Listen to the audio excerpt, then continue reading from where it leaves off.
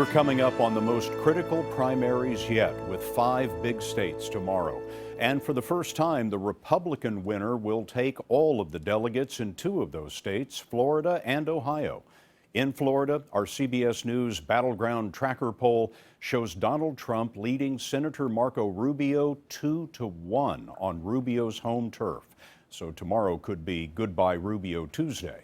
And it's do or die for Governor John Kasich in his home state, Ohio. He and Trump are essentially tied there.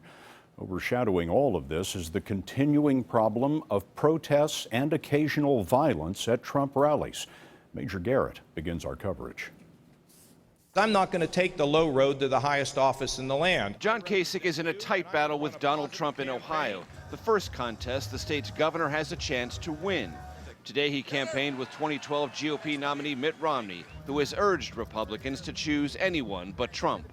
And so this is the guy that Ohio needs to vote for. America's counting on you. Kasich told us Trump has gone too far. Well, I think that when you run a campaign where you're dividing one against another, we're making these incendiary comments at a rally, that's a toxic environment. It's not healthy. Adding that the world is now watching. We're not in in some third world country where they're slugging each other trying to figure out who won an election. We're in America. Ted Cruz, fighting Trump for delegates in tomorrow's contests in Illinois and Missouri, faced an animal rights protester today. Just like the cats and dogs that we have at home. And diffused the situation.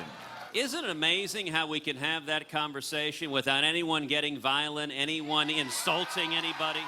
Thank you so much.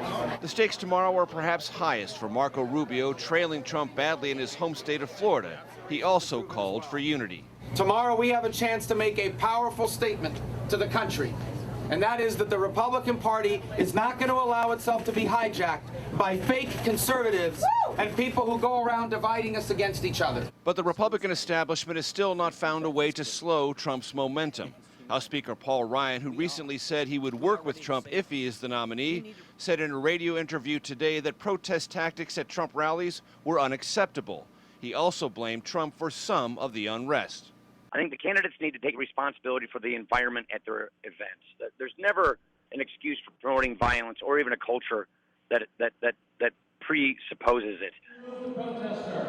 Ryan, like so many Republicans wary of Trump, said anger among Republicans is real, but he warned against fueling the fire. Scott, Ohio tomorrow may show the country how hot that fire burns and whether it can be cooled or contained. Major Garrett, thanks.